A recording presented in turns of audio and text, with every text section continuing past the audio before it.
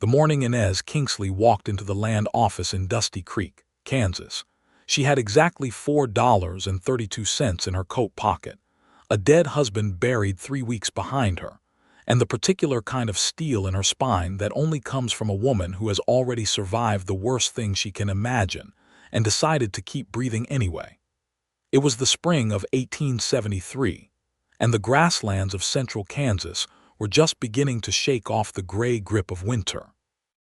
The sky overhead was the pale, washed blue of a robin's egg, and the wind that swept through the main street of Dusty Creek smelled of thawed earth and possibility, though Inez had long since stopped believing that possibility had anything to do with her.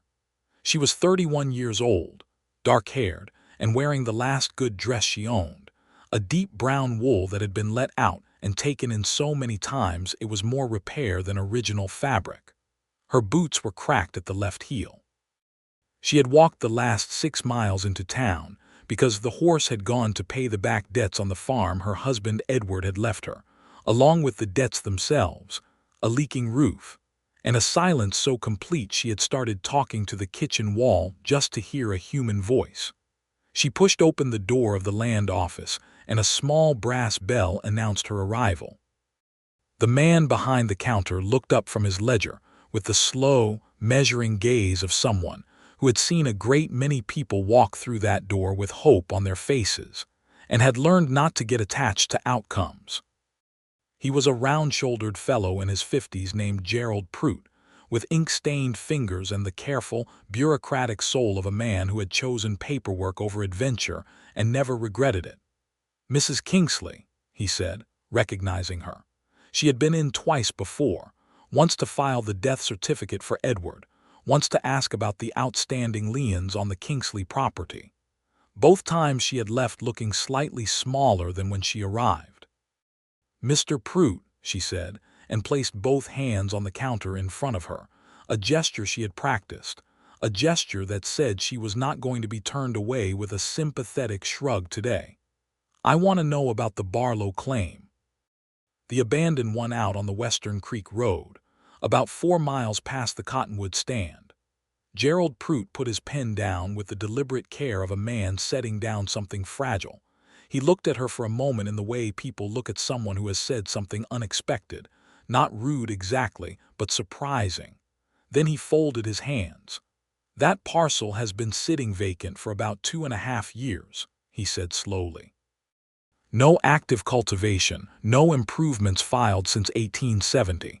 There's a question of whether the original homestead claim was properly abandoned or whether there's still a legal claimant." "Is there," Inez asked, "still a claimant?" Gerald opened a wide, flat drawer and pulled out a folder with the careful reverence of a man who understood that property records were the backbone of civilization in this part of the country. He paged through several documents, squinting at handwriting that had faded at the edges. "The original claim was filed under the Homestead Act in 1868 by a Benjamin Barlow," he said. "He met the residency requirements for the first 2 years. Made improvements, planted a winter crop, built a structure. Then in 1870 he left, went west. Last anyone heard, he looked up. Nobody's heard from him since. No forwarding claim, no contest filed. So it's abandoned," Inez said. "Technically, under the terms of the Homestead Act, if the claimant has failed to maintain residency and cultivation requirements, the claim can be contested and relinquished, but it requires a formal relinquishment process or a contest filing with the General Land Office." Gerald paused, and she could see him deciding whether to say something. "Mrs. Kingsley, that parcel is 160 acres of good bottomland. There's a creek that doesn't dry up in summer. There's a structure, though I don't know what condition it's in. If you filed a contest and it was upheld, you'd be starting from scratch. The residency requirement is 5 years of cultivation before the patent is yours free and clear." 5 years, she repeated. Her voice did not waver. "You're a widow," Gerald said, not unkindly. "Alone, the work of homesteading that parcel, it's considerable." "I know what homesteading looks like, Mr. Prout," she said. "I've been doing it for 9 years alongside my husband. I know how to break sod. I know how to plant winter wheat." I know how to mend a fence and I know how to outlast a dry summer. What I don't know is where else I'm supposed to go." Gerald looked at her for a long moment, and something in his expression shifted from professional caution to a quiet, reluctant respect. He pulled a fresh sheet of paper from the shelf beneath the counter and uncapped his inkwell. "Contest filing costs 50 cents, he said. "You'll need to provide proof of your intention to cultivate and improve. If the General Land Office upholds the contest and the original claimant doesn't respond within 60 days, the relinquishment will be finalized, and you can file a new homestead claim on the same parcel." Inez placed 2 quarters on the counter with the decisiveness of someone spending money they absolutely cannot afford. Gerald began to write. She walked out of the land office an hour later with a copy of the contest filing in her hand, and the particular lightness in her chest that comes not from certainty, but from action, from having done the one thing you could do when all the other options had already been exhausted. She stood on the wooden sidewalk in the pale spring sunshine and looked out toward the western horizon, where the flat Kansas prairie stretched away in every direction like a promise that hadn't been broken yet, just deferred. She had $4 left and no horse. She had one small trunk of belongings stored at the widow Hanratty's boarding house on the south end of town, where she had been sleeping in an attic room for 3 weeks in exchange for helping with the laundry. She had the contest filing in her hand and the memory of Edward's voice, low and steady and certain, telling her once on a winter evening when everything had gone wrong with the crops and the roof was leaking and the baby they'd wanted had not come again. He had said, "Inez, you are the most capable person I have ever known. You will outlast every hard thing." She had not believed him then. She was beginning to wonder if he had been right. The ride out to the Barlow claim she accomplished the following morning by borrowing a mule from the livery stable owner, a large, patient man named Horace who had known Edward and who charged her a fair price and did not make her feel small about asking.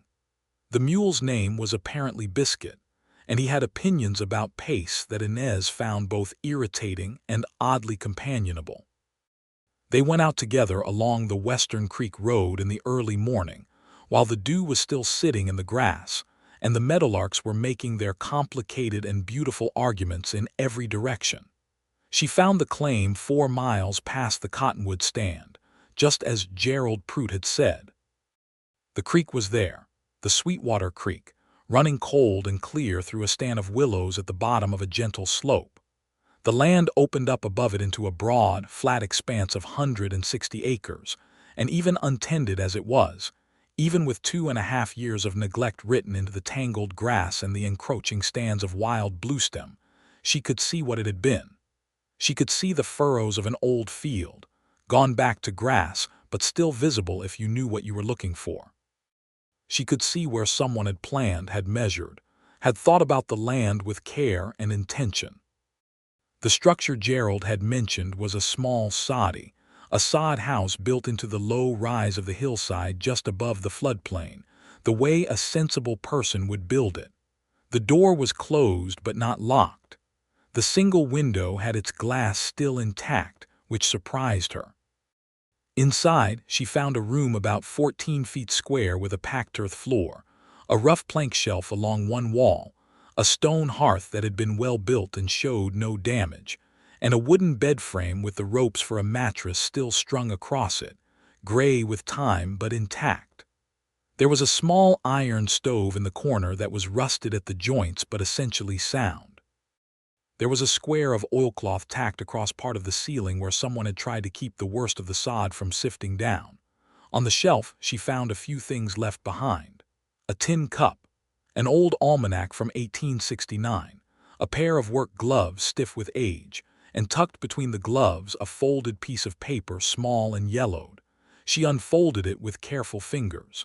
The handwriting was a man's, angular and deliberate, and it said only, "I am not finished with this land. I only have to go and settle some things first. I will be back when I can." BB. She read it twice. Then she folded it carefully and put it in her coat pocket next to the $4.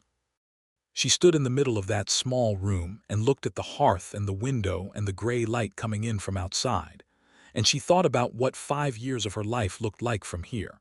5 years of work and solitude and gradual reclamation. She thought about the alternative, which was nothing, which was the widow Hanratty's attic room until the laundry work ran out, and then something smaller and dimmer after that. She thought about Edward in the ground, and the child they had never managed to keep long enough to name, and the 9 years of trying and building and losing and trying again. She looked at the soddy and she said, out loud to no one, and the tin cup and the stiff old gloves and the ghost of the man who had left a note promising to return, I am going to fix this roof. She meant it as a beginning. She could not have known, standing in that quiet room in the spring of 1873, with the creek murmuring outside and the mule Biscuit grazing philosophically on the untended grass, that the man who had left that note was alive, and was, at that exact moment, approximately 200 miles west in the Colorado Territory, making the particular kind of arrangements that a man makes when he has decided he has been gone long enough, and that it is time to return to where he started. Benjamin Barlow was 34 years old and had what his mother used to call a brow built for trouble, meaning that he was the kind of person whose face gave away his thinking, who could not manage a neutral expression when something was wrong, and could not hide a smile when something was right. He was tall, broad in the shoulder from years of hard work, and had the sun-dark complexion and quiet, deliberate manner of someone who had spent a great deal of time outdoors in his own company. His hair was brown and a bit too long, and his beard had grown out past what was tidy, and he had been meaning to deal with both of these things since February without quite getting around to it. He had left the Kansas claim in 1870 not out of abandonment but out of necessity, though he was aware that the distinction was not one the law recognized with much sympathy. His mother had fallen desperately ill back east in Ohio, and he had gone home to care for her. He had meant to be gone 6 months. His mother had lingered for 18 months, lucid and slowly diminishing, and when she finally passed in the autumn of 1871, he had found that her affairs were considerably more tangled than expected. There had been debts. There had been a disputed inheritance involving a younger brother who had made bad decisions and worse arguments about them. There had been lawyers and county courts and the grinding bureaucratic machinery of an estate that took another full year to settle. He had written to Gerald Prout at the land office. At least he had tried. The letter had apparently gone astray, as letters often did in 1871, particularly letters traveling between the territory and rural Ohio. By the time he'd settled everything and sent another letter, a full 2 years had passed since he had left the claim. He had received Gerald Prout's reply in January of 1873. The letter was not encouraging. The reply had been cautious and professional and had strongly implied that the claim might be in jeopardy. Gerald had told him, as diplomatically as possible in formal letter language, that he had better return to Dusty Creek and sort it out in person if he had any intention of recovering the property. So in April of 1873, Benjamin Barlow loaded his 2 horses, his tools, his bedroll, a small trunk of belongings, and the particular stubbornness of a man who has been through a great deal and has decided that at least one thing in his life is going to come right, and he pointed himself east toward Kansas. He arrived in Dusty Creek on a Tuesday afternoon in late April when the wind was blowing hard from the southwest, and the main street was full of grit and the particular kind of glare that makes a man squint and look at everything sideways. He tied his horses outside the land office, pushed his hat down against the wind, and went inside. Gerald Prout looked up from his ledger. There was a pause of about 3 seconds that contained, Benjamin would later think, about a year's worth of significance. "Mr. Barlow," Gerald said. "Mr. Prout," Benjamin said. "I got your letter." Gerald set his pen down. He had the expression of a man who had been expecting this conversation and had not been looking forward to it. He opened the flat drawer and pulled out the folder with the Barlow claim records. "There have been some developments," Gerald said. Benjamin leaned on the counter. "Tell me," Gerald told him. He explained the contest filing. He explained who had filed it and why. He explained that the 60-day response window had not yet closed, that the General Land Office had not yet rendered a decision, that technically the claim was in a state of legal uncertainty. He explained Inez Kingsley. He explained, with the careful neutrality of a man trying very hard not to take sides, the situation of a widow with nowhere to go who had put 50 cents on his counter and a great deal of quiet desperation under that, and asked to be given a chance at something that might save her. Benjamin Barlow was quiet for a long moment. "She's out there now?" he asked. "On the claim." "She moved out there about 3 weeks ago," Gerald said. "I understand she's been doing considerable work on the property." Benjamin nodded slowly. His jaw had the set of a man working something through, thinking about it from multiple directions. Gerald, who had lived long enough to read faces, watched him and waited. "I need to ride out and see it," Benjamin said finally. "Of course," Gerald said, "and I expect I need to meet this Mrs. Kingsley." "I expect so," Gerald agreed. What Benjamin found when he rode out the Western Creek Road on a warm April afternoon was not what he had expected, though he could not have said exactly what he had expected. Perhaps he'd imagined a kind of squatter's camp, something provisional and apologetic, the kind of habitation that announces itself as temporary by the way it sits on the land. What he found instead was evidence of serious, committed work. The fence line that he had never managed to complete along the eastern quarter had been repaired for about 200 yards. The south-facing wall of the soddy had been replastered with fresh sod on 2 of the gaps he remembered leaving, the ones that had let in the cold something terrible in the winters of 1868 and 1869. The overgrown half-acre nearest the creek had been turned. Not all of it, but enough. He could see where someone had gone at the heavy matted grass with a breaking plow, cutting the root mass that makes Kansas sod feel like iron on the first pass, and had managed a respectable stretch of dark-turned earth. There were furrows, straight and purposeful, and in some of them the pale green of new wheat coming up. She had planted. He sat on his horse for a while and just looked at it. The sunlight was long and golden in the late afternoon, lying warm across the turned earth and the new green and the gray walls of the soddy where he had spent 2 of the most effortful and satisfying years of his life. He felt something complex move through him. It was not anger. It was closer to recognition, the recognition one person sometimes has of another across some unbridgeable distance of circumstance, the sense that the someone who did this work understood something fundamental about what this land could be. He dismounted and led his horse toward the soddy. Inez heard him coming. She had good ears and she had learned, living alone out here, to pay attention to the sounds the land made, to distinguish the ordinary from the unusual.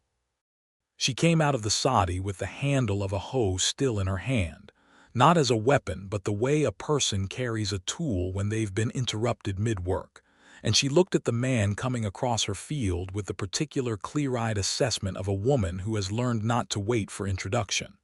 He stopped when he saw her. He took off his hat. This detail struck her. A man who remembers to take off his hat when he meets a woman, even out in a field when there's nobody watching, is a man who has been raised with some care. He said, "Mrs. Kingsley, I believe," she said, "and you'd be Benjamin Barlow." There was a pause between them, a pause that held a great deal of complicated information. The sunlight did its long afternoon work on both of them, falling warm and honest across the turned earth between them. "Yes, ma'am," he said. He looked at the furrows. He looked at the repaired fence line. He looked at the wheat coming up in its careful rows. He looked at the fresh sod on the wall of the house where he had spent 2 years of his life.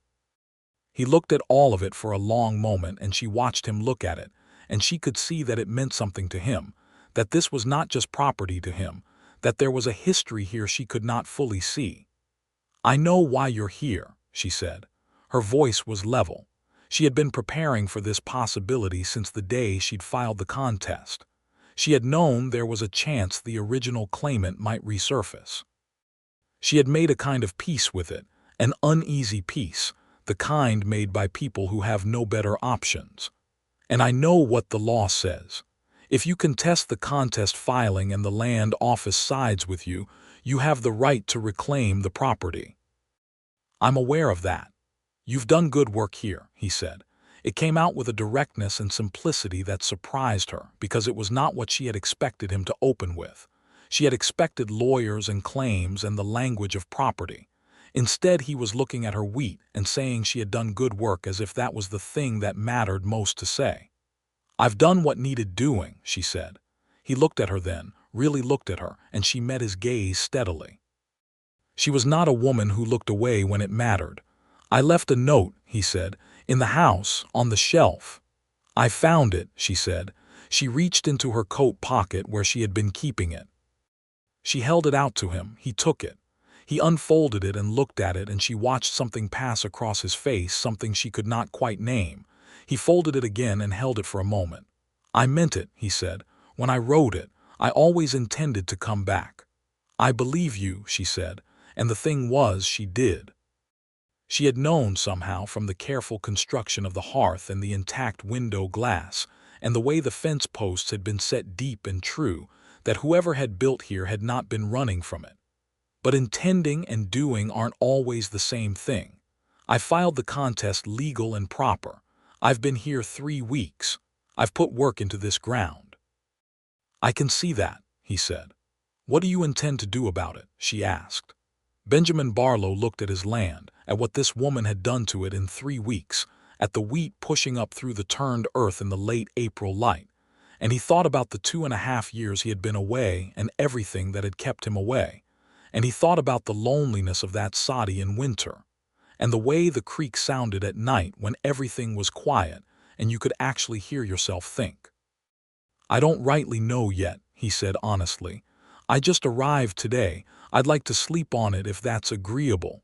She considered him. There are only 2 places to sleep on this claim, she said. I've got the soddy and there's the open sky. He almost smiled. She could see it, the almost smile, the slight movement at the corner of his mouth.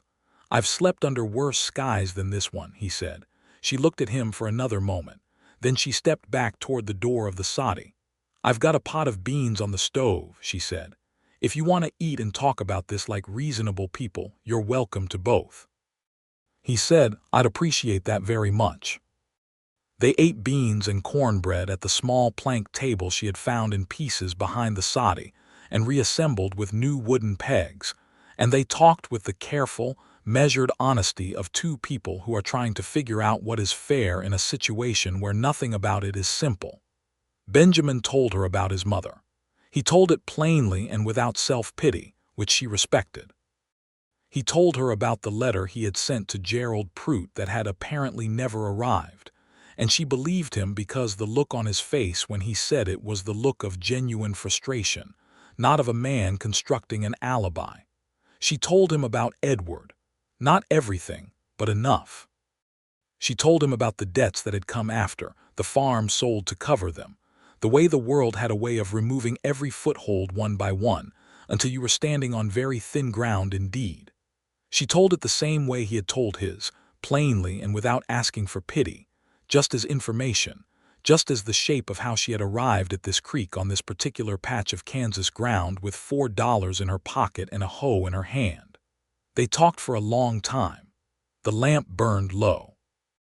Outside, the night came down over the prairie with its tremendous weight of stars, and the creek spoke quietly in the dark, and the horses shifted and settled, and neither of them said any of the things that the situation might have made the obvious things to say. Finally, Benjamin said, I'm going to ride back to town tomorrow and talk to Gerald Prout about what the legal options actually look like. Not to push you out, just to understand what I'm working with. That seems reasonable, she said. And I'd like to come back after if that's all right. There are some things about the property I'd like to see to, things that need doing. He paused, separately from any question of the claim. Just because they need doing and I know how to do them. She looked at him carefully. "You're not going to make this simple, are you?" He looked mildly surprised. "I'm trying to make it fair," he said. "Fair is rarely simple," she said. He nodded as if she had said something that confirmed a suspicion he'd had for a while. He stood up and put his hat back on. "I'll sleep out by the horses," he said, "and I'll be gone early." "There's an extra blanket on the shelf," she said. "It's cold before dawn." He took the blanket. He said good night. She sat at the table for a while after he left and listened to the sounds of the night through the closed door, and thought about the note in her coat pocket, and the man who had written it, and the particular, unexpected quality of being seen by someone who had no reason to see you carefully but did it anyway. She did not sleep well, but then she rarely did. He came back 3 days later, as he said he would, riding out in the late morning with a set of tools in his saddlebags, and a look of quiet determination that she had already, in 2 meetings, come to recognize as his particular mode of arriving at a decision.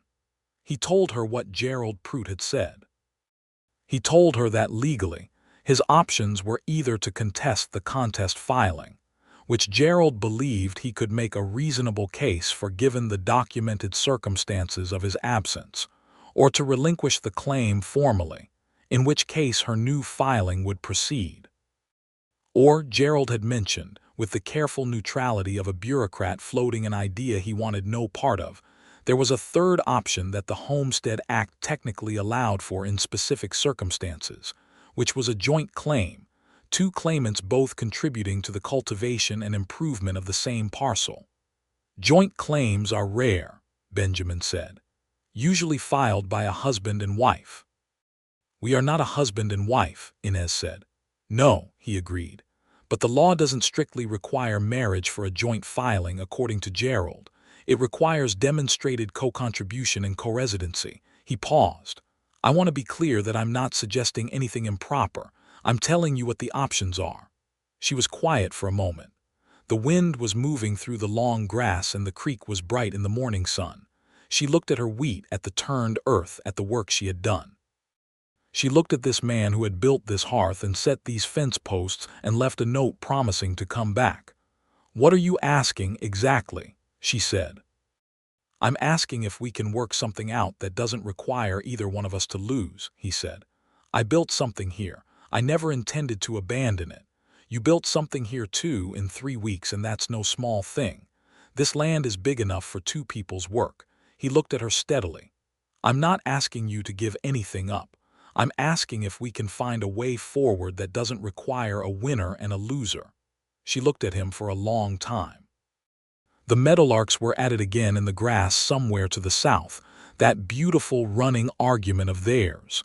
"If we do a joint filing," she said, "what does that look like in practice?" "It means we both work the land," he said.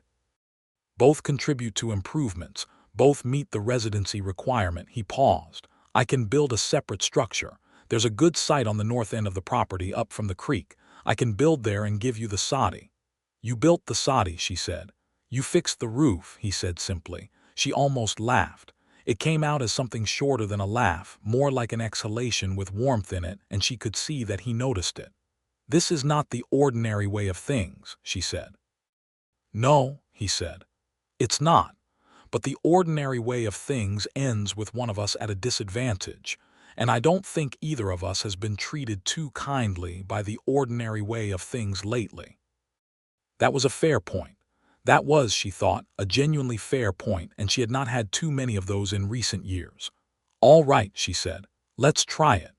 What followed was 6 weeks of the most complicated, industrious, occasionally frustrating, and surprisingly companionable time that either of them could remember. They worked the land together with a formality of purpose that served as its own boundary, as its own structure. He began the north building. She continued working the south field.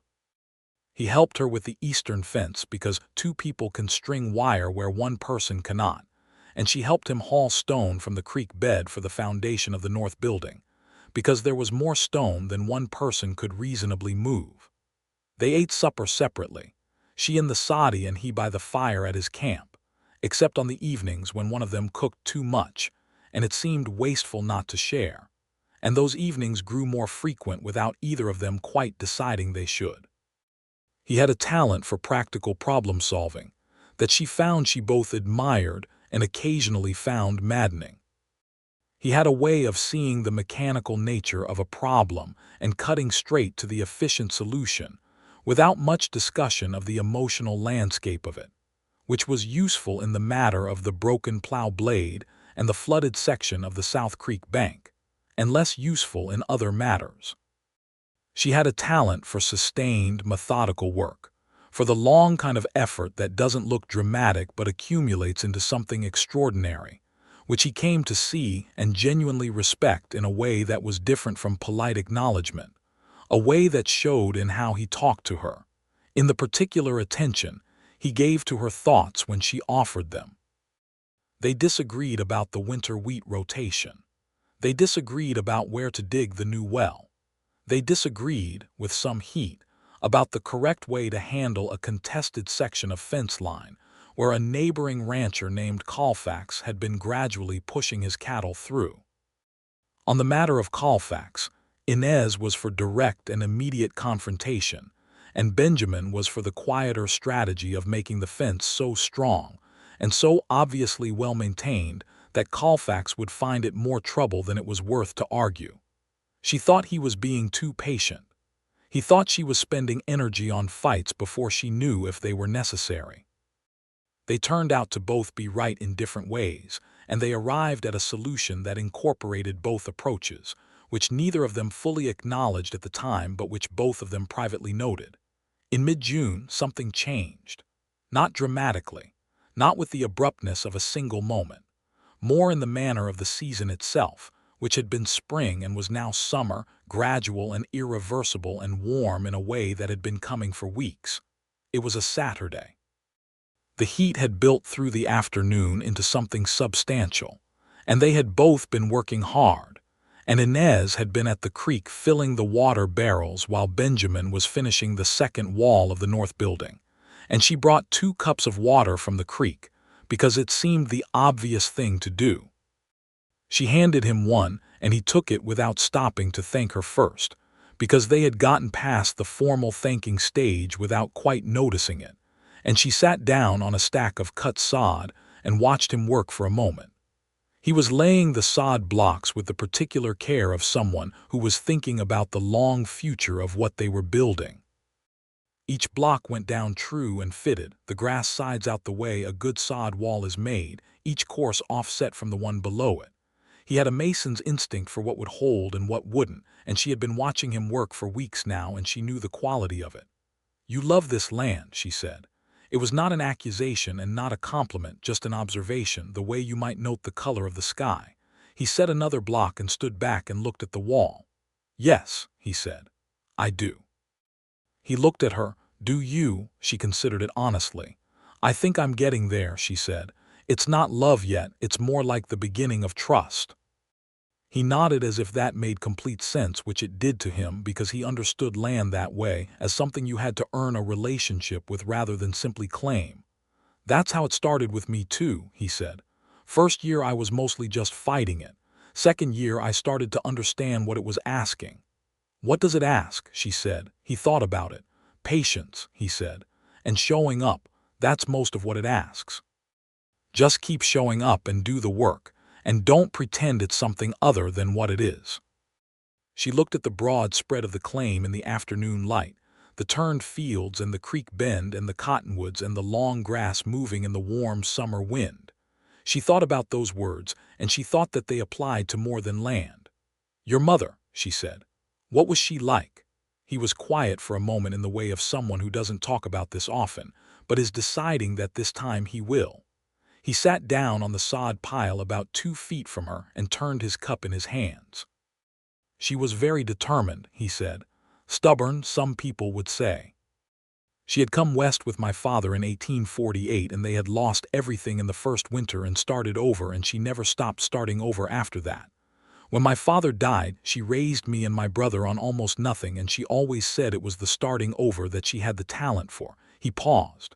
"She would have liked this land. She would have said it had good bones." "She sounds like someone worth knowing," Inez said. "She was," he said. Then, after a pause, "Your husband." "He was a farmer, too." He tried to be, she said, and there was something in her voice that was not quite bitterness but was the honest acknowledgement of something complicated. Edward was a good man. He was not always a practical one. He believed in things that were over the next horizon and had a harder time with the things right in front of him. We worked well together when he could focus. But the crops 2 years running went bad and the debt caught up and he was sick in the last year anyway, so. "I'm sorry," Benjamin said. He said it the way you say it when you mean it, not as a social formality. "I was sorry for a long time," she said. "I'm still sorry. But I've been trying to move the sorrow to the back of the room and let some other things come forward." She looked at the wheat in its rows. "This helps," she said. He was looking at her. She could feel it, the quality of his attention, the way it had changed over the weeks from the careful, measuring attention of someone assessing a practical situation to something warmer and more particular. She looked back at him. "You're a remarkable woman, Inez Kingsley," he said. He said it quietly, the way people say things when they are not performing for anyone, including themselves. She felt warmth move through her that had nothing to do with the summer heat. She thought about what to say and decided to be honest.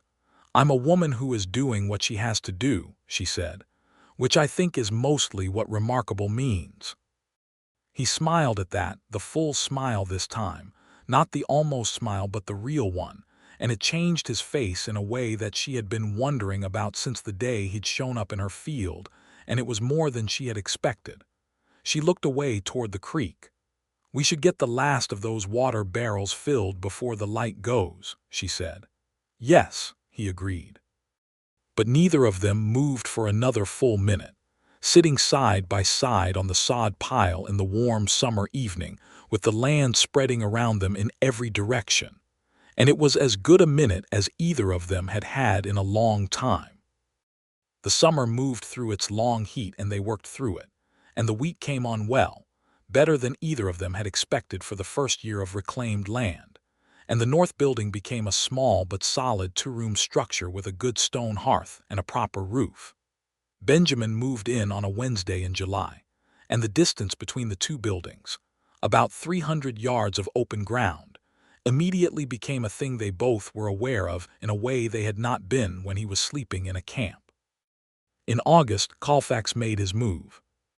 He rode out with two of his hands and made a speech about the fence line that was really a speech about who had been in this part of Kansas longer and whose cattle had been grazing what grass for the last decade.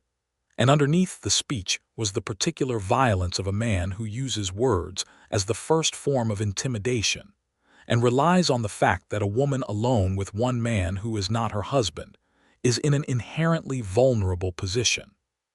He was a large man with a red face and a proprietary manner, who had clearly never been directly refused by a woman in his life.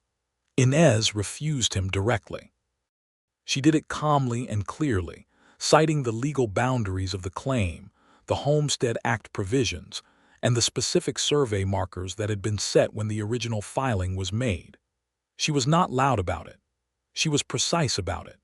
She stood in the open ground between the soddy and the fence line with her hands at her sides and her voice level, and she told Colfax exactly where his land ended and hers began. Colfax looked at her with the expression of a man who has not gotten the response he was expecting and is recalculating. Then he looked at Benjamin, who had come up from the north building when he heard the horses and was standing about 20 feet back and to the left with his arms folded, not threatening, not performing, just present, just clearly there.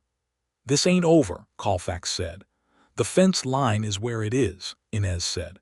"You're welcome to have it surveyed again if you'd like to pay for that yourself." Colfax left. One of his hands, a young fellow who looked like he would rather have been anywhere else, gave her a look on the way past that she could not quite read, something between apology and warning. When they were gone, Benjamin came to stand beside her and look at the retreating horses. "That was well done," he said. "He'll be back," she said. "Probably," he agreed. "But you just told him something important about what kind of fight he's looking at." She exhaled. Her hands were steadier than she felt. She was aware of how close he was standing, just at her left shoulder, close enough that she could feel the warmth of him in the summer air. "Thank you for being there," she said. "Not for anything specific, just for being there." "Where else would I be?" he said. She looked at him. He was looking at the place where Colfax's horses had gone over the ridge, but there was something in the set of his face that was not about Colfax at all. She thought about what it meant, that sentence, what else it could contain. She said, "Benjamin." He turned and looked at her. She was about to say something else, something that had been building for weeks in the evenings and the shared suppers and the side-by-side silences working the land, but she stopped herself, because she had learned the particular lesson that grief teaches, which is that there is a difference between what you want in a moment of heightened feeling and what you actually want to build your life around, and she was not yet sure which this was. "Thank you," she said instead. He nodded. He understood that she had pulled back from something, and he did not push. This was one of the things she was coming to know about him, that he did not push.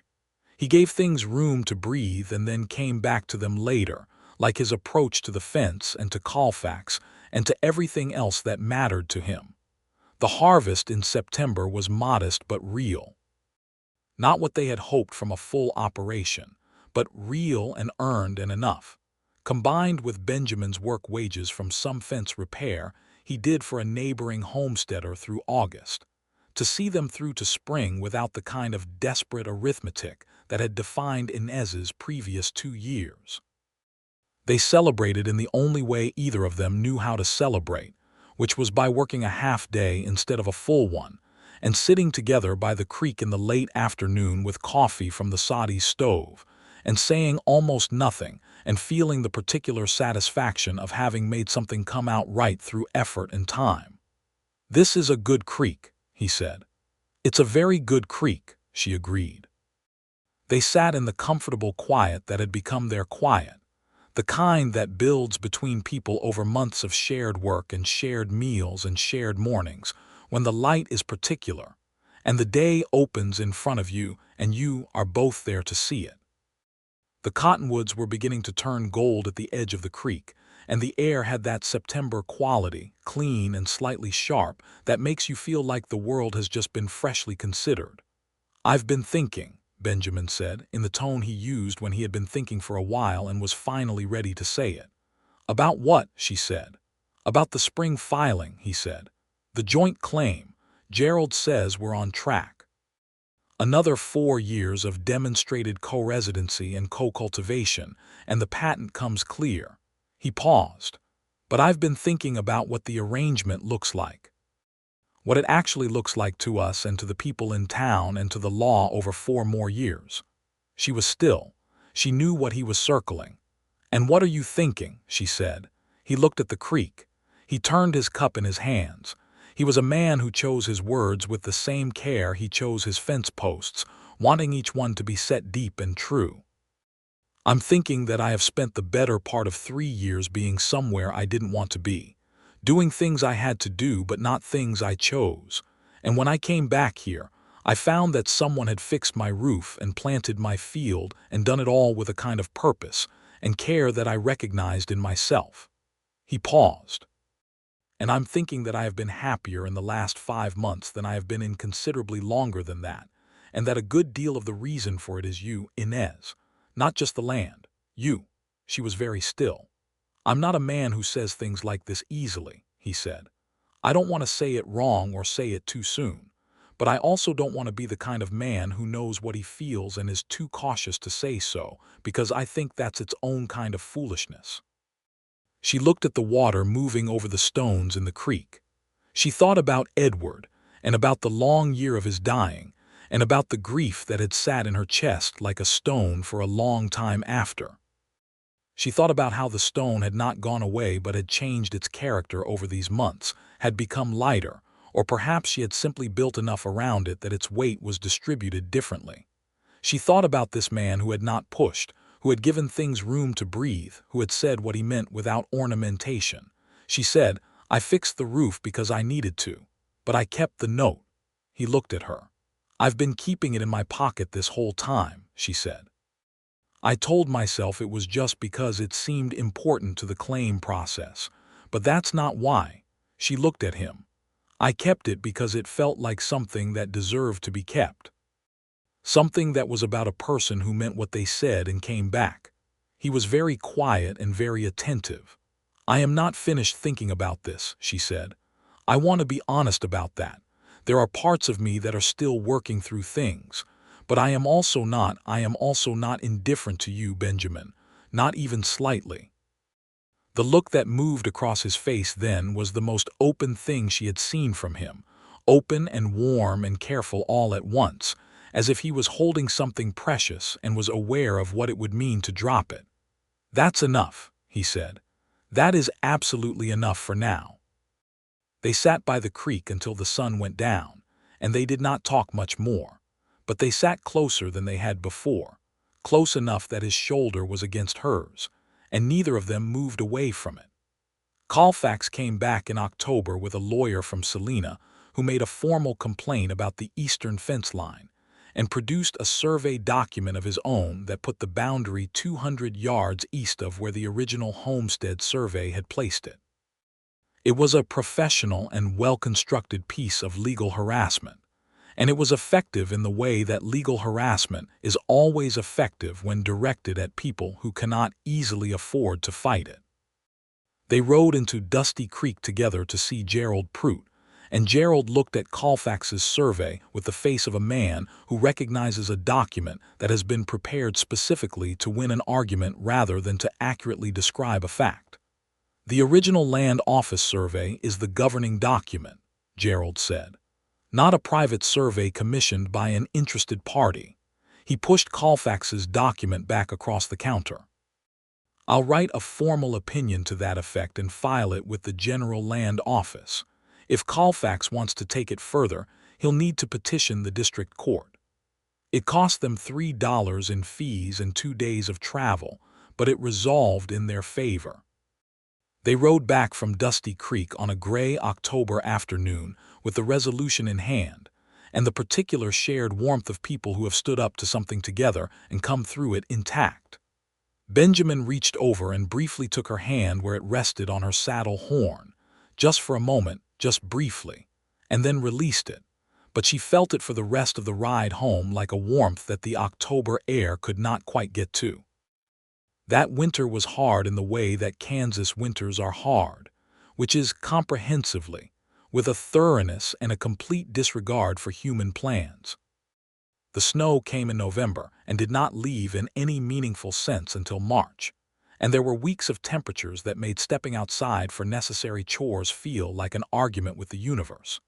Benjamin finished improvements on the north building that made it genuinely weatherproof, adding a board exterior over the sod that he'd been planning since August, and the 2 structures on the claim became havens against the cold, smoke rising from both chimneys in the white mornings. They spent more time together in the winter. This was practical necessity and also choice, because the evenings were long and dark, and the warmth of another person's company was not something either of them was inclined to refuse when it was freely offered. She had a small collection of books, 3 novels and a Bible, and a water-stained copy of a natural history of the Great Plains. And he had 2, a practical manual of farming and a collection of poems by Longfellow that had belonged to his mother.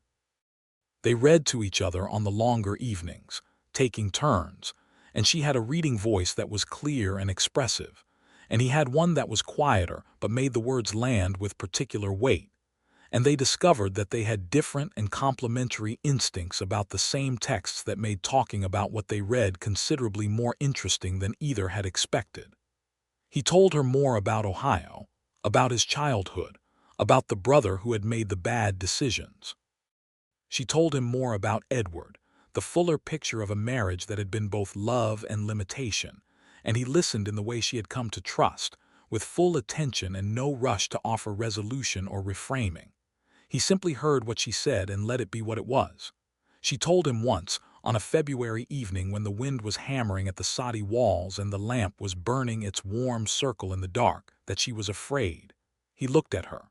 "Of what?" he said. She was quiet for a moment. "Of trusting something to last," she said. "I built one life and it came apart. I started building another, and for a while I thought that would come apart too. And now," she stopped.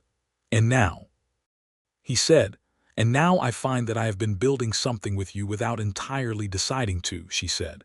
"And I don't know how to hold that. I don't know how to have it and also know that things fall apart.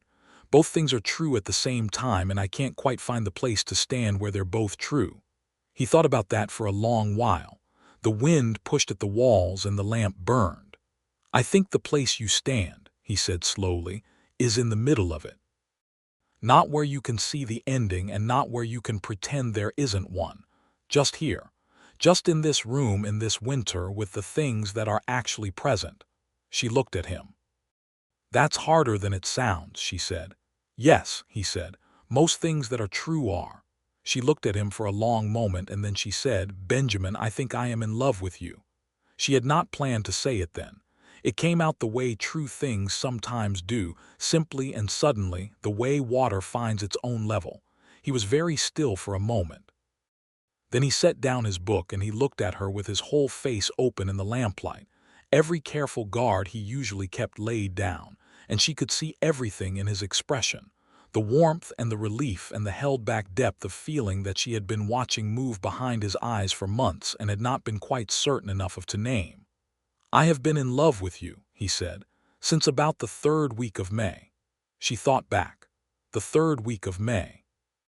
That was when she had been mending the fence on the eastern quarter and had caught her hand on a wire, and he had torn a strip off the hem of his flannel shirt without a moment's hesitation to wrap the cut, and he had held her hand in both of his while he did it with a care and a steadiness that had moved something in her even through the pain. "That was a long time to wait," she said. "You were worth waiting for," he said simply. She crossed the small distance between them, and he stood up, and she put her hands on either side of his face and kissed him, and the wind outside could do whatever it wanted to do. He kissed her back with his hands very gently on her shoulders, and his whole attention given over to her. The same quality of attention he gave to everything that mattered to him, and it was the warmest thing she had felt in a very long time. They were married in April of 1874, exactly 1 year after she had walked into Gerald Pruitt's land office with $4.32, and the particular steel of a woman who has nothing left to lose. Gerald Pruitt himself was their witness, along with the widow Hanratty from town, who wept with such wholehearted emotion through the brief ceremony conducted by the Methodist minister from Dusty Creek that she used up 2 handkerchiefs and the corner of her shawl. They were married in the open air at the edge of the Sweetwater Creek, where the cottonwoods were just coming into leaf, and the sky was the pale blue of early spring, and a meadowlark sang its complicated and beautiful argument somewhere in the grass to the south. The minister read from the book and asked the necessary questions, and they said the necessary words. But the thing Inez remembered most clearly afterward was the moment when Benjamin took her hands in both of his and looked at her with that open, unhidden face and said "I do" in a voice that was quiet and absolute, the way he said everything that was true. She said "I do" back to him with the same quality, the same certainty. And then they were married. The practical circumstances of their marriage were simple. They filed the joint claim under their combined names, Barlow and Kingsley Barlow, which Gerald Pruitt entered into the record with the precise care of a man who understands that the small details of property law have large consequences for real lives. They expanded the soddy that spring, adding a proper frame room on the south side with board walls and a plank floor, and Benjamin connected it to the north building with a covered breezeway, so they moved between the 2 structures through any weather without stepping outside. What had been a camp became, steadily and deliberately, a home. The spring planting of 1874 was the first that was fully planned between them from the start, and it showed. They divided the 160 acres with the efficiency of 2 people who understood each other's working styles and trusted each other's judgment. The wheat in the east fields where the drainage was good, and a kitchen garden on the sheltered south slope of the soddy, and a half-acre of corn in the low ground near the creek, where the moisture stayed longest in dry summer. Benjamin negotiated a fair arrangement with a neighboring homesteader, a quiet Norwegian man named Haverson who had a breaking plow Benjamin could borrow in exchange for help at his own harvest. And this arrangement turned out to be one of the better ones either of them had made, because Haverson was a skilled farmer and a kind neighbor, and his wife Marta, a strong, cheerful woman who spoke with a musical accent and had opinions about gardening that were worth hearing, became a friend to Inez in the way that frontier women become friends, quickly and deeply, and with the practicality of people who know they may need each other's help before the year is out. The summer of 1874 was dry but not desperately so. They managed. The wheat came in at about 2/3 of what a good year would have produced, which in a dry year was enough. They sold the surplus in town at a price that left them with a small margin of real money, enough to buy the three things Benjamin had been wanting since spring: a second milk cow, a proper steel plow to replace the old one with the worn blade, and a window for the new frame room with real glass in it. Inez stood in the new frame room on the evening they fitted the window, looking out at the view it framed: the south field in the long evening light, the creek bend visible through the cottonwoods, the sweep of the prairie going gold and rose as the sun went down. Benjamin came and stood behind her close, and rested his chin on the top of her head in the easy, uncalculated way of people who are comfortable in their bodies together. "Good window," she said. "Perfect view," he said. She turned to look at him over her shoulder, and he kissed her temple, and she thought about the woman who had walked into the land office with $4, and about the note she had found on the shelf, and about the particular impossible luck of having the thing you needed most turn out to be a person who had been there before you and left the door unlocked. By late November of 1874, she knew she was expecting a child. She told Benjamin on a gray Sunday morning while they were eating breakfast, told him with the directness that she brought to everything, watching his face as she said it. The expression that moved through him started somewhere she couldn't quite name and moved into something that was clearly joy, uncomplicated and immediate and very genuine. He got up from the table and came around to her and knelt beside her chair with the attentiveness of a man who had chosen, repeatedly and deliberately, to be close to the things that mattered to him, and he took her hands. "How are you feeling?" he asked, and the first question being how she was feeling rather than any of the dozen practical questions a man might have asked told her everything she needed to know about the specific quality of his love. "Terrified," she said honestly, "and glad, both at once." "That sounds right," he said. He pressed his lips to her hands. "You will not be alone in any of this." She had been alone in it before in the other times, the quiet devastating losses that she had carried largely by herself because Edward had had a way of retreating into himself at difficult times, a way of needing to not know, not wanting to tend to grief that he had not found the resources for. She had not blamed him, but she had been alone in it. She looked at Benjamin's face now, at the steady, warm attention that was his particular gift, and she thought that this time was going to be different in the ways that mattered. The winter of 1874 was milder than the previous one, which felt like a mercy. She worked through the cold months with the modifications that her condition required, which she made without complaint and with the pragmatic intelligence of a woman who understood the difference between rest and weakness. Benjamin took on the heavier outside work with uncomplaining thoroughness and checked on her with a regularity that she had decided was not smothering, but was instead the particular language of a man who has learned not to take people for granted. She read more. She thought more. She had conversations with Marta Haverson about the particular business of raising children on the frontier that were frank and informative and occasionally alarming. And Marta, who had 3 children of her own, was as good a source of practical wisdom as Inez could have hoped for. In the spring evenings, when the weather allowed them to sit outside and the light lingered long over the prairie, Benjamin had taken to talking to her about the future with a specificity that she found both grounding and moving. He talked about the house they would build properly in another 2 years when they had the lumber money saved, a real frame house on the rise above the creek, 2 stories with a porch on the south side.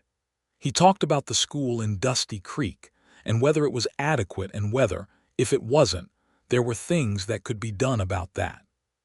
He talked about the claim, about what it could produce with another 5 years of steady cultivation, about the prairie around them and the other homesteaders coming in, and what kind of community this part of Kansas was becoming. He talked about the future like it was a place he was planning to go, and she was in the plan, and the child was in the plan, and the land was in the plan, and all of it was spoken with the quiet confidence of a man who had lost enough to understand what matters and had chosen, with full understanding of the choice, to plant himself here and grow. Their son was born in July of 1875, in the frame room of the soddy house on a hot summer night with Marta Haverson present and Benjamin outside the door, close enough that Inez could call to him and he would hear, which she did twice, not because she needed him, but because hearing his answering voice helped. The baby was large and healthy, and had Benjamin's brow and Inez's dark hair, and the particular quality, immediately apparent, of a child who would have opinions about everything from an early age. They named him Thomas Edward Barlow, the Thomas for Benjamin's father and the Edward for Inez's husband, a small and careful act of honoring the whole complicated history that had brought them to this room on this night. When Marta put the baby in Benjamin's arms for the first time, the expression on his face was the most naked thing Inez had ever seen on another person. He stood in the lamplight with his son in his arms, and he looked at the child with an expression that contained everything he had survived, and everything he had chosen, and everything he had built and was building. And she watched him from where she was resting in the bed, and she felt something in her own chest that was complete in a way very few things had ever been. He came and sat beside her on the edge of the bed, and held the baby so she could see him too, and they looked at their son together in the quiet of that summer night, and she put her head against his shoulder, and he rested his head against hers, and neither of them said anything, because there was nothing to say that the moment did not already contain. The years that followed were not without difficulty. No honest account of frontier life in central Kansas in the 1870s can claim the contrary, because the land asked everything and gave according to what it had, which varied by season and year, and the unpredictable arithmetic of rain and temperature. There were the dry years and the difficult years and the years when the grasshoppers came through like a slow green catastrophe and stripped everything in 3 days flat, as happened in August of 1876, and very nearly broke their hearts. But the grasshopper year of 1876 did not break them. It bent them hard and required everything they had and required help, too, and they were not too proud to ask for it. Gerald Prout organized a relief fund through the county, and the Haverson family shared what they had with the frankness of good neighbors, and Benjamin did extra wage work through that winter at the livery stable in Dusty Creek. It was tight and hard and exhausting, and there were evenings when Inez sat at the table after Thomas was asleep and went through the accounts with a lamp and a pencil, and the particular focused expression of someone who is making numbers do something they don't want to do. And Benjamin would come and sit beside her and look at the numbers too, and they would work through it together, which was always, she had found, better than working through it alone. There was an afternoon in the fall of 1876 when she found him standing in the east field looking at what the grasshoppers had left, which was not nothing but was considerably less than there had been, and she went and stood beside him and they looked at it together in silence for a while. "We'll replant in spring," she said. "We will," he said, "and the year after that we'll have a better harvest." "We will," he said again. He turned and looked at her with that open face of his, the one that couldn't hide anything. "I'm not despairing," he said. "I just needed to look at it directly." "I know," she said. She took his hand. "I did the same thing this morning." He squeezed her hand. "Let's go in. Thomas is probably pulling everything off the shelf again." She laughed.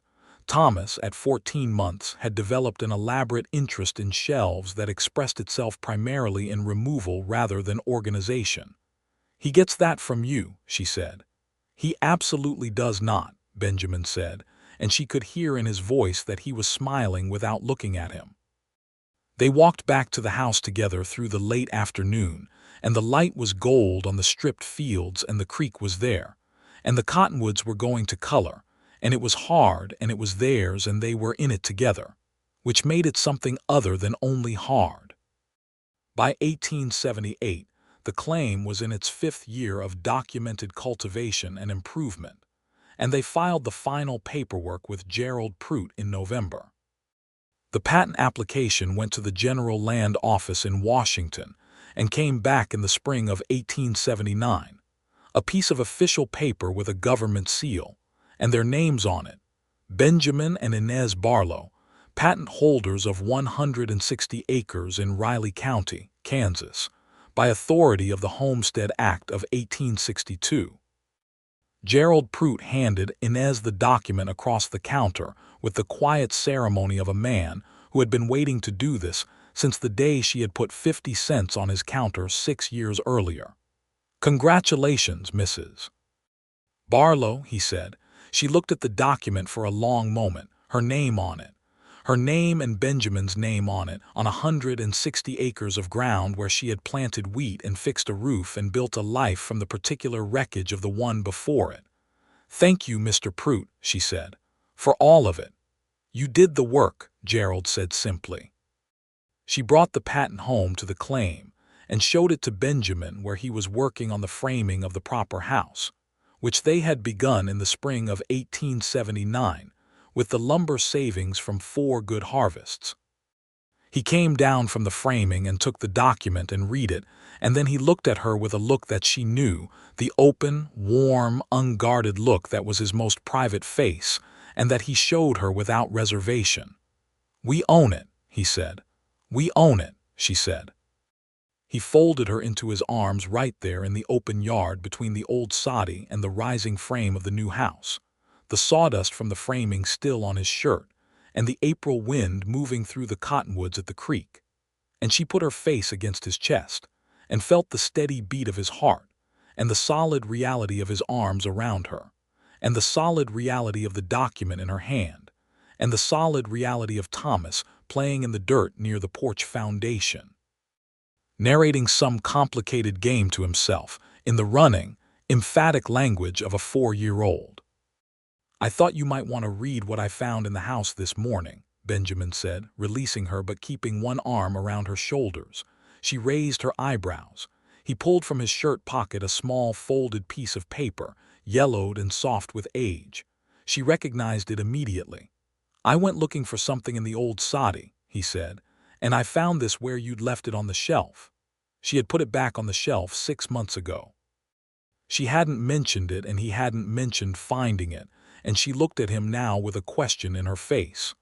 "I left it there the first time," he said, "because I thought someone might need it. Turned out the right person found it." He looked at her steadily. "I put it back because it seems like it belongs there, part of the history of the place." She looked at the note, at the handwriting she had memorized in the first week without meaning to. "I'm not finished with this land. I only have to go and settle some things first. I will be back when I can. When I found it," she said, "I thought it was the saddest thing. Someone promising to come back to a place that had already moved on without them. And now," he said. She looked at him, at the claim stretching behind him in the spring light, at the new house frame rising from the Kansas ground, at their son in the dirt, at the creek in the cottonwoods, at all of it, the whole accumulated fact of what they had built together from the materials of need and luck and persistence and love. "Now I think it was the best thing," she said, "that you left it there, that I found it." He kissed her forehead.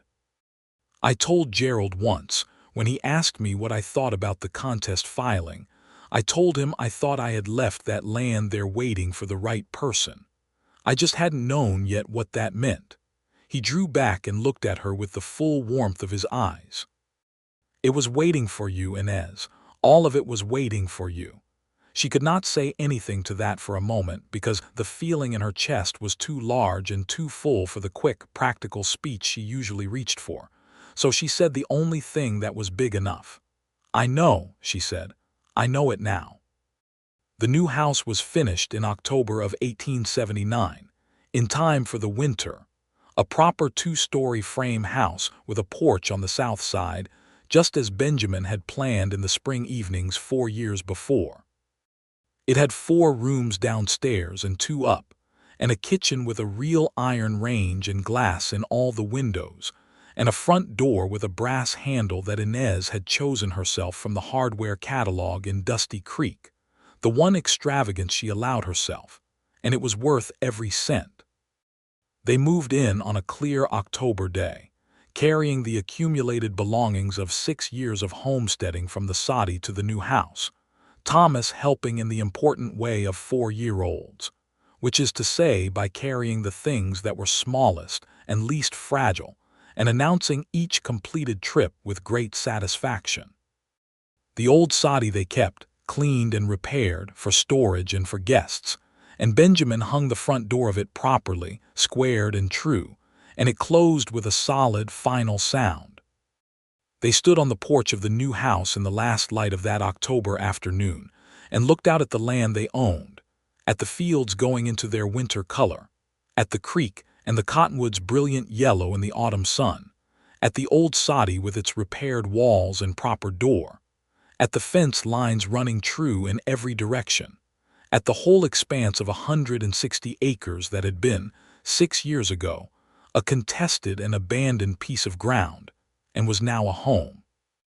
Benjamin had his arm around her and Thomas was on his hip, leaning his head drowsily against his father's neck in the way of tired children, and she leaned into her husband's side and looked at everything they had and felt the full, uncomplicated weight of what it meant to have built something that would last. "Do you remember," she said, "when I told you I didn't love the land yet, that I was still working toward it? The beginning of trust," he said.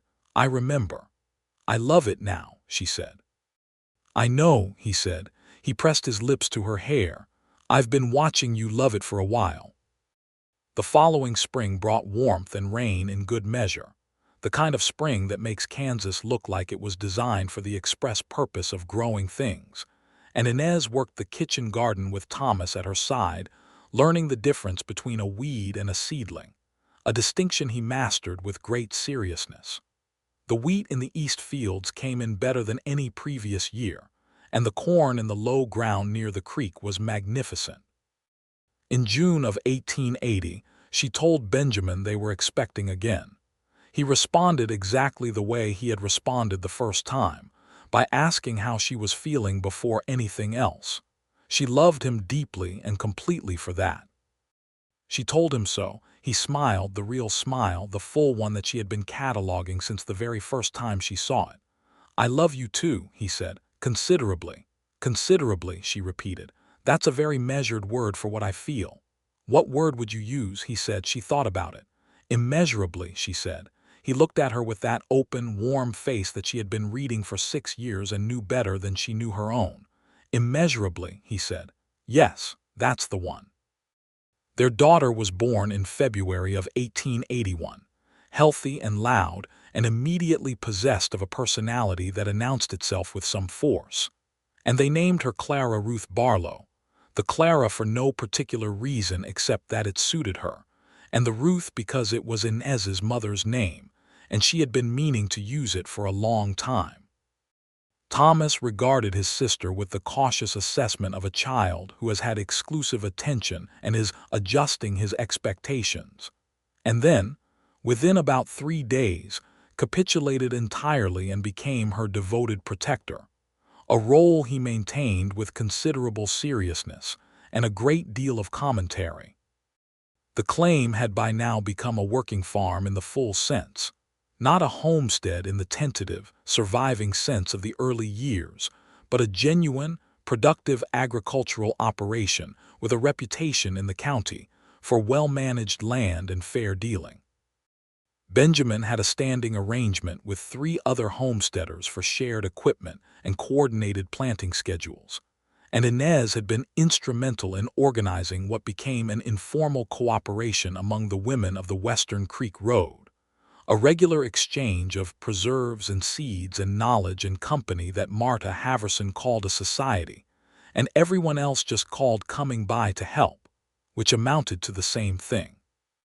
Gerald Prout retired from the land office in 1882, and they attended the small supper held in his honor at the hotel in Dusty Creek, and Inez stood up and said some words about what it meant to have had someone behind the counter of the land office who understood that the people coming through the door were not just names on documents, and Gerald turned a remarkable shade of red and said it was all just doing his job, and everyone in the room knew it was considerably more than that.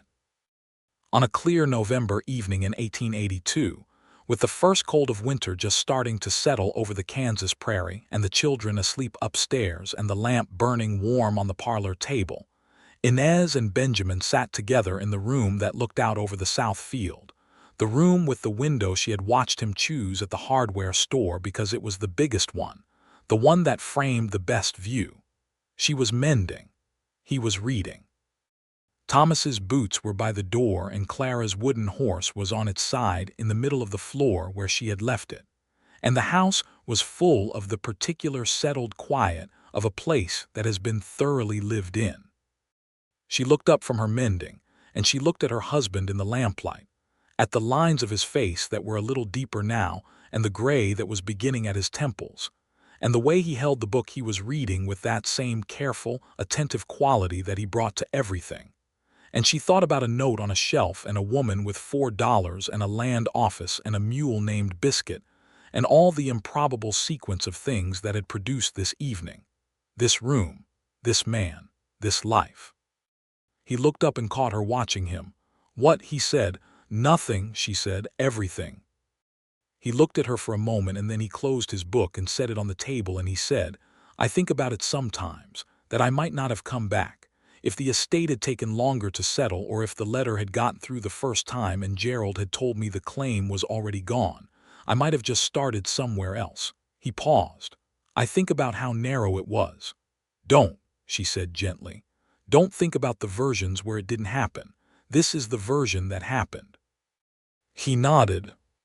He reached across the small space between their chairs and took her hand, and she let him take it and held it back, and they sat in the lamplight in the house they had built on the land they had earned in the life they had made together. "Do you know what I keep thinking about lately?" he said. "Tell me," she said. "That note," he said. "That note I left on the shelf. I wrote it for myself mostly, I think. A way of making myself come back, of putting something on paper to hold me to the intention." He turned her hand in his, looking at it. "But when you found it, it meant something else. You found someone saying, 'I'll come back,' and you decided to hold him to it, in a way. You filed a claim on that land and you put your work into it, and then here I am, the person who left that note, having come back just like it said." She smiled. "Gerald told me when I asked about the claim that it had been abandoned, but it didn't feel abandoned, not when I walked in and saw the hearth." "No," he said, "I never abandoned it, I just had to go somewhere else for a while." "And then you came back," she said. "And then I came back," he said. "And you were there." She squeezed his hand. "I was there," she said, "and I had fixed the roof." He laughed, a full, genuine sound that warmed the room. "You had fixed the roof," he said. "Which is probably the most Inez Kingsley thing it is possible to do." "Kingsley Barlow," she said. "Kingsley Barlow," he agreed. "Which is better?" She leaned her head over and rested it against his shoulder, and he rested his cheek on the top of her head, and they sat that way for a while with the night outside and the prairie cold and the lamp warm and the children asleep and the land outside the window, their land, going dark and quiet under the November stars. It was not a simple life. It was not without hardship or loss, or the kind of difficulty that grinds a person down in ways they don't always notice until they stop and take stock. Kansas in the 1870s and 1880s was demanding terrain for the building of anything, and the people who built there knew it and chose it anyway, with eyes open, because the other choice was to not build at all, and that was no choice.